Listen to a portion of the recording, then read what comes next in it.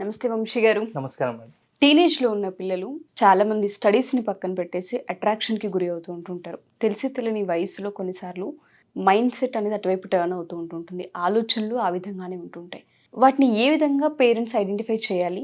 ఎలా ఓవర్‌కమ్ చేయించొచ్చు అంటారు? అలా అవ్వడానికి మెయిన్ రీజన్స్ ఏంటి? Yes madam. యాక్చువల్‌గా లవ్ అనేది చాలా మంచి ఎమోషన్. కాకపోతే టీనేజ్‌లో ఏదైతే ఉందో, ఆ టీనేజ్‌లో వాళ్ళకి లవ్ అనేది కంప్లీట్‌గా వాళ్ళకి అవేర్‌నెస్ ఉండదు. అక్కడ జరిగేది అట్రాక్షన్ అనమాట. యెస్. అయితే యాక్చువల్‌గా స్కూల్ అండ్ కాలేజీలలో ప్రతి పిల్లలకి కూడా అంటే ఇలాంటి స్టడీ అనేది ఉండదు. జస్ట్ వాళ్ళు ఒక జాబ్‌కి ఎలా ఎళ్ళాలి, ఒక ఎంప్లాయీగా ఎలా తయారవ్వాలని మాత్రమే నేర్పిస్తారు. అవును. కానీ ఇలాంటి లైఫ్‌లో పనికొచ్చే వాళ్ళ ఎమోషన్స్ మీద దెబ్బ కొట్టేవి కొన్ని చాలా ఉంటాయన్నమాట. ప్రతి విద్యార్థి కూడా దాన్ని తెలుసుకోవాలన్నమాట. ప్రతి పేరెంట్‌కి దీని పట్ల అవగాహన ఉండి వాళ్ళ పిల్లలకి చెప్తే ఓకే. కానీ ఒకవేళ పేరెంట్‌కి కూడా అవగాహన లేకపోతే ఆ పిల్లలు ఆ కాలంలో జరిగే ఎప్పుడైతే కాలంతో పాటు అన్నీ మారుతున్నాయో పిల్లలు కూడా మారుతుంటారు. వాళ్ళ మైండ్ సెట్ కూడా మారుతుంటారు. కాబట్టి అలాంటి పిల్లలు చాలామంది పేరెంట్స్ నుంచి దూరమైన వాళ్ళు చాలామంది ఉన్నారు మేడం. అలాంటి వాళ్ళందరూ కూడా ఇదొక అవేర్‌నెస్ వీడియో మనం క్రియేట్ చేసేది. అయితే చాలామందికి అసలు లవ్ అంటే టీనేజ్ వాళ్ళు ఏం అబ్జర్వ్ చేస్తారంటే సినిమాలలో, యూట్యూబ్‌లలో చూసి ఎక్కడైతే మనం అంటే ఇక్కడ టీవీలలో, సీరియల్‌లో, సినిమాలో ఏం చూపిస్తారు లవ్ అంటే ఒక రొమాన్స్ చేసుకోవడం, వీళ్ళు ప్రైవసీగా వెళ్ళిపోవడం ఇలాంటివి చూపిస్తుంటారు. అవును. కానీ ఇలాంటి సినిమాలు చూడడం వల్ల వీళ్ళ లోపల కూడా అదే లవ్ ఏమో అన్నటువంటి ఆ భావన ఉంది.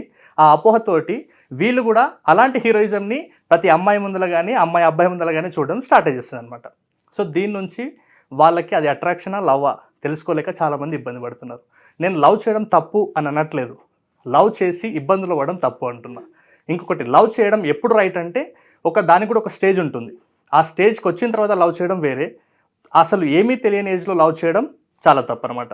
అయితే టీనేజ్ వాళ్ళు ఎందుకు ఈ అట్రాక్షన్‌కి గురవుతారంటే ప్రతి టీనేజ్‌కి కూడా హార్మోన్ ఇన్‌ఫ్లుయెన్స్ చేయడం వల్ల వీళ్ళ లోపల ఒక రకమైనటువంటి ఎమోషన్ అనే ఫీల్ పిల్లల లోపల పెరిగిపోతుంది. అలా ఎమోషన్ అనే ఫీల్ డెవలప్ అయినప్పుడు వాళ్ళకి సడన్‌గా పుట్టేదే అట్రాక్షన్. యెస్. అంటే ఆపోజిట్ జెండర్‌ని అట్రాక్ట్ చేయడం గానీ, వాళ్ళతో మాట్లాడాలనిపించడం గానీ, ఈవెన్ అది అబ్బాయి, అమ్మాయి ఉండొచ్చు. అమ్మాయి, అబ్బాయి దగ్గర మాట్లాడని ప్రతి ఒక్కరికి కూడా ఉంటుందన్నమాట.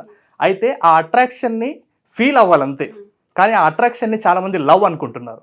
ఇలా అనుకుని చాలామంది మోసపోతున్నారు.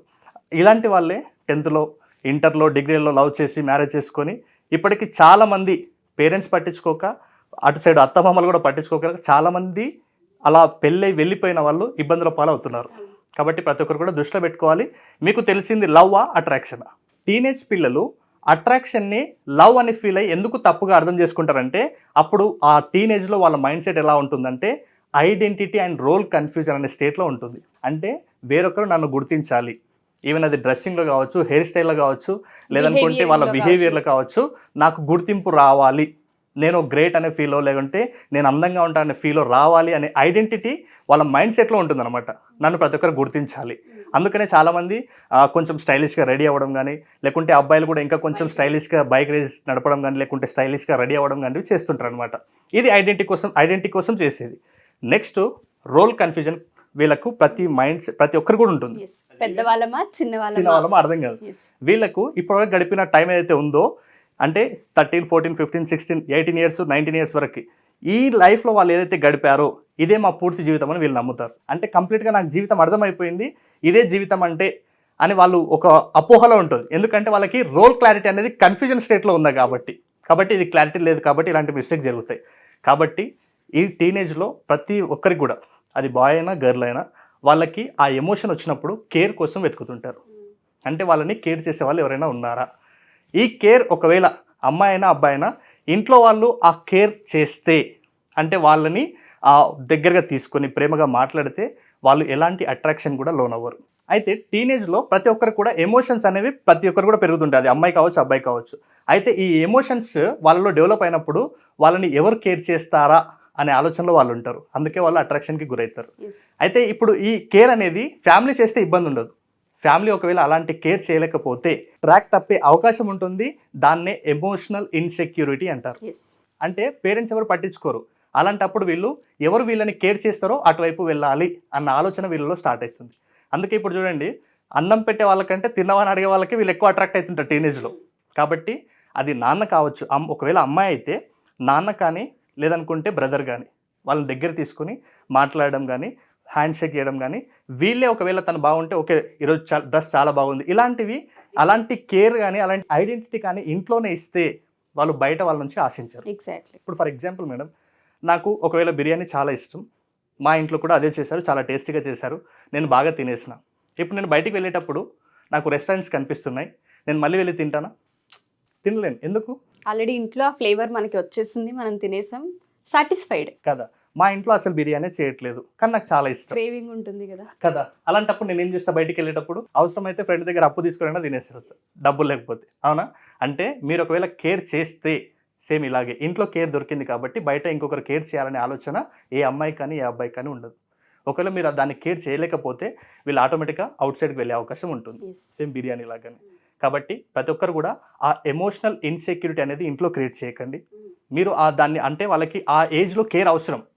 చాలామంది పేరెంట్స్ ఏమనుకుంటారంటే మా అమ్మాయి పెద్దదైంది, మా అబ్బాయి పెద్దవాడైండు, వీళ్ళకి అవసరం లేదులే నేను కేర్ చేయడం అనుకుంటారు. కానీ వచ్చిన ఆ హార్మోన్ ఇన్ఫ్లుయెన్స్ వల్ల వీళ్ళ లోపల అట్రాక్షన్ పెరుగుతుంది, అట్రాక్షన్తో వీళ్ళకు ఎమోషన్స్ వస్తాయి, ఎమోషన్స్ వచ్చినప్పుడు కేర్ కావాలని కోరుకుంటాము, ఆ కేర్ ఇంట్లో ఇస్తే ఓకే, లేదంటే బయట కోరుకుంటారు. ఆ ప్రాసెస్లో జరిగే మిస్టేక్సే ఈ లవ్ ట్రాక్ అండ్ దాంతోపాటు కొంతమంది జీవితాలు ఏదైతే అనుకుంటూ ఉంటారో ఆ విధంగా కాకుండా అర్థాంతరంగా ఆగిపోతూ ఉంటుంటాయి. తెలియకుండా అటు స్టడీస్ వైపైనా కెరియర్ పైన రెండిటిపైన చాలా విపరీతంగా పడుతూ ఉంటుంది. ఆ పెయిన్ని కొన్ని ఇయర్స్ తర్వాత రియలైజ్ అయ్యే అవకాశం కనిపిస్తుంటుంది. ఇది పేరెంట్స్కి కూడా అర్థం కాని కన్ఫ్యూజన్. అంటే దేని వల్ల ట్రాక్ తప్పారని తెలియదు. కేరా ఎమోషనల్ ఇన్ఫ్లుయెన్స్ ఏ విధంగా ఉంది, మనం ఇంట్లో ఏ విధంగా ట్రీట్ చేస్తూ ఉన్నాం, వాళ్ళకి ఈ టైంలో కావాల్సింది ఏంటి అన్న వాటిపైన కనుక పేరెంట్స్ దృష్టి పెట్టగలిగితే మేబీ ఆ ట్రాక్ అటువైపు వెళ్లకుండా అట్లీస్ట్ అన్ని షేర్ చేసుకునే అవకాశం ఉంటుంది, ఆ స్పేస్ దొరుకుతుంది ఫస్ట్ పిల్లలకి. ప్రతి పేరెంట్ దీన్ని అర్థం చేసుకోవాలి. ఫస్ట్ మా పిల్లలకి టీనేజ్లో వచ్చిన తర్వాత అట్రాక్షన్ అనేది ఖచ్చితంగా ఉంటుంది, అది బయాలజికల్ ఫ్యాక్టర్, దాన్ని ఎవరు ఆపలేరు. నువ్వు దాన్ని ఆపాలని ట్రై చేసి ఎన్ని సైకలాజికల్ ఫ్యాక్టర్స్ యూజ్ చేసినా అది నో వర్క్.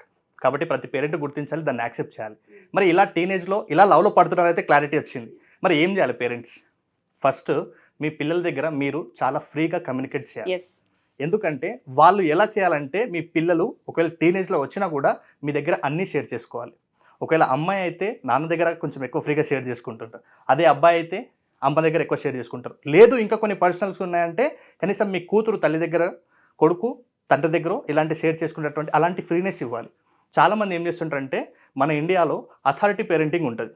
అంటే ఇప్పుడు ఫర్ ఎగ్జాంపుల్ ఫస్ట్ పేరెంట్స్ ఈ అథారిటీ పేరెంటింగ్ అంటే ప్రతిదాన్ని వీళ్ళు చెలాయించాలని చూస్తుంటారు. ఒకవేళ ఫర్ ఎగ్జాంపుల్ అక్కడ చూస్తే ఏంటి అక్కడ చూస్తున్నావు, అబ్బాయిలు చూస్తున్నావు ఏంటి, అమ్మాయిలు చూస్తున్నావు, ఇలాంటి క్వశ్చన్స్ వేయడం వల్ల ఏమవుతుందంటే ఓహో నేను అలా చూడడం తప్పు, నేనేదో తప్పు చేస్తున్నా అన్న ఫీల్లో ఉంటుంది. అంటే పిల్లలు ఒకవేళ మంచి కమ్యూనికేషన్ ఉన్నట్లయితే పేరెంట్స్ ఫస్ట్ అట్రాక్షన్ జరుగుతుంది అని మీకు అందరికి క్లారిటీ వచ్చింది, ఫస్ట్ ఆ అట్రాక్షన్ని యాక్సెప్ట్ చేయండి. ఇప్పుడు ఫర్ ఎగ్జాంపుల్ మీ అమ్మాయి వచ్చి అమ్మ ఇలా ఒక జరిగింది మా క్లాస్లో అంటే వాళ్ళిద్దరు ఇలా మాట్లాడుకుంటారు అంటే జస్ట్ పేరెంట్స్ ఏం చేయాలంటే ఆ అట్రాక్షన్ యాక్సెప్ట్ చేసి ఓకే నాన్న అలా నాకు కూడా జరిగింది, ఫస్ట్ నువ్వు యాక్సెప్ట్ చేయి, అలా నాకు కూడా జరిగింది, అది ఏజ్ ఎఫెక్ట్, అలా జరగడం వల్ల అది ప్రేమ కాదు, అది జస్ట్ అట్రాక్షన్, అది ఒక ఫీల్ మాత్రమే అని నువ్వు అక్కడ అథారిటీ పేరెంటింగ్ వాడకుండా అడల్ట్ టు అడల్ట్ పేరెంటింగ్ వాడండి. అంటే అడల్ట్ టు అడల్ట్ అంటే మీ వాళ్ళు ఎలాగో అడల్ట్ స్టేజ్లో ఉన్నారు, మీరు కూడా వాళ్ళ మారండి.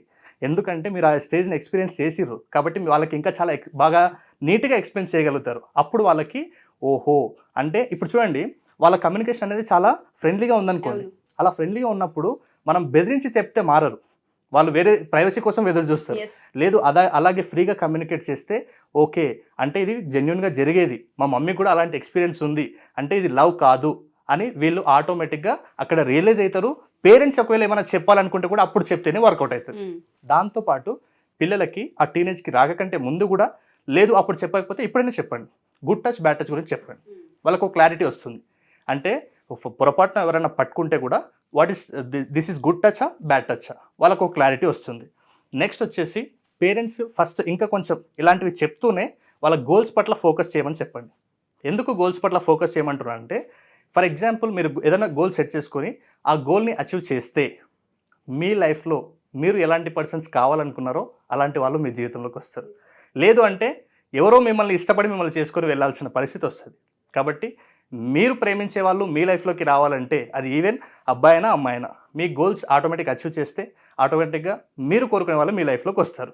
ఒకవేళ అబ్బాయిలు కన్నా ఒకవేళ అమ్మాయిల వెంట పడుతున్నారనుకోండి ఆటోమేటిక్గా మీ గోల్ అచీవ్ చేయడానికి మీకు టైం మనీ మీరే స్వయంగా వేస్ట్ చేసుకున్న వాళ్ళు అవుతారు. మీరు గోల్స్ అచీవ్ చేయండి, ఆటోమేటిక్గా మీకు కావాల్సిన గర్ల్స్ ఆటోమేటిక్గా వస్తారు. దాని తర్వాత ప్రతి పేరెంట్ కూడా కండిషనల్ లవ్, అన్కండిషనల్ లవ్ గురించి చెప్పాలి. ఇది 2 types of love. Conditional love అంటే ఈ టీనేజ్లో తెలియక చాలామందికి అంటే ఫోన్స్లో చాలా డిస్కషన్స్ జరుగుతుంటుంది. నువ్వు టైంకి ఫోన్ చేయాలి, ఉదయం లేచినప్పుడే గుడ్ మార్నింగ్ చెప్పాలి, ఎటు వెళ్తున్నావు నాకు చెప్పి పోవాలి, చెప్పకుండా పోదు. ఇది కండిషనల్ లవ్. ఇది కండిషనల్ లవ్ వల్ల అంటే ఇది ట్రూ లవ్ కాదనమాట, ఇన్సెక్యూరిటీ. ఇది కండిషనల్ లవ్ అంటే ఫ్యామిలీలోనే ఒక ట్రూ లవ్ నీకు దొరుకుతుంది. అది మదర్ నుంచి, ఫాదర్ నుంచి, మన ఎవరైతే మన బ్రదర్ సిస్టర్ ఉన్నారో వాళ్ళ నుంచి మాత్రమే దొరుకుతుంది. సో అన్కండిషనల్ లవ్ అనేది ట్రూ లవ్ కాదు. అలాంటివి ఉంటే వెంటనే వదిలేయండి. ఎందుకంటే నేను ఇంత క్లారిటీగా మీకు ఎందుకు చెప్తున్నానంటే, ఇప్పుడు చూడండి ఒక చిన్న ఎగ్జాంపుల్ చెప్తాను. మామూలుగా ఆటోలో వెళ్ళినా, బస్సులో వెళ్ళినా నువ్వు ఎంత లగేజ్ తీసుకుపోతున్నావు ఎవరు పట్టించుకోరు. ఒక ఫ్లైట్లో వెళ్ళాలంటే నీకు లగేజ్ అనేది లిమిటెడ్గా ఉండాలి. ఎందుకంటే ఇప్పుడు హై లగేజ్ పెట్టుకుంటే విమానం ఎగరడంలో ప్రాబ్లం వస్తుంది. సేమ్ మీరు కూడా అనవసరమైన విషయాల పట్ల ఇప్పుడు చిన్న ఏజ్లోనే లవ్ అని కానీ లేదనుకుంటే అనవసరమైన విషయాలు, సినిమాలు, ఎంటర్టైన్మెంట్లు ఇలాంటి వాటికి ఫోకస్ చేస్తే ఇది కూడా మీకు అనవసరమైన లగేజే. ఎక్కడైతే ఆ ఫ్లైట్ ఎగరడంలో లిమిటెడ్ లగేజ్ ఉంటేనే అది ఎంత బాగా ఎగురుతుందో, మీరు కూడా అనవసరమైనవి ఏదైతే లగేజ్ ఉందో వాటిని దూరం చేసుకుంటేనే మీరు కూడా మీ లైఫ్లో అంత బాగా ఎదగలుగుతారు. కాబట్టి కొంత ఏజ్ వరకు దాన్ని లిమిటెడ్లో ఉండండి. తర్వాత లవ్ అనేది ఒక మంచి ఎమోషన్, అది అన్కండిషనల్ లవ్ లాంటిది. తర్వాత మీరు మ్యారేజ్ చేసుకున్నాక కూడా అద్భుతంగా దాన్ని ఎంజాయ్ చేసి ముందుకు తీసుకెళ్ళొచ్చు. మీరు అన్నట్టుగానే టీనేజ్ వయసులో అనేది చేంజెస్ అనేది కామన్గా వస్తుంటుంటాయి. ప్రతి పేరెంట్ కూడా దాన్ని అర్థం చేసుకుని యాక్సెప్ట్ చేసి అడల్ట్ టు అడల్ట్ అన్న ఫార్ములా నాకు చాలా బాగా నచ్చింది. వాళ్ళలా మారి ఎప్పుడైతే ఆ ఫీలింగ్ని మనం కూడా ఎక్స్ప్రెస్ చేస్తూ ఇది ఒక కామన్ అట్రాక్షన్, ఈ వయసులో జరిగేదే ఇది అని చెప్పి దాని వ్యత్యాసాన్ని కనుక చూపించగలిగితే, పేరెంట్స్ రోల్ని ప్లే చేయగలిగితే అద్భుతంగా ఉంటుంది. పిల్లలకి కూడా కొన్నిటిని ఏవైతే చెప్పుకోవాలనుకుంటూ ఉంటారో ఎక్కడో వెతకరు, డైరెక్ట్ ఏ ఎమోషన్ అయినా సరే ఫస్ట్ వచ్చి నాకు ఇది అనిపిస్తుంది అని చెప్పేసి అవకాశం దొరుకుతూ ఉంటుంది పేరెంట్స్కి. వాళ్ళు చెప్పుకునే అవకాశం ఎప్పుడైతే పేరెంట్స్ ఇస్తూ ఉంటుంటారో ఇటువంటి ఇన్సిడెంట్స్ జరగవు. ఎందుకంటే చిన్న వయసులోనే వినకూడనివి వింటూ ఉన్నాం, చూడకూడనివి చూస్తూ ఉన్నాం. మా పిల్లలైనా ఇలా అన్న షాక్ అయ్యే పేరెంట్స్ కూడా ఉన్నారు. అటువంటి షాకింగ్ న్యూస్లు వినకుండా ఉండాలి అన్న, పిల్లలు ట్రాక్ తప్పకుండా ఉండాలన్న కమ్యూనికేషన్ అండ్ దాంతోపాటు వాళ్ళు అడల్ట్కి వచ్చినప్పుడు అడల్ట్లానే ప్లే చేయగలిగితే చాలా బాగుంటుంది. థ్యాంక్ యూ వంశీ గారు. Thank you so much. Thank you madam.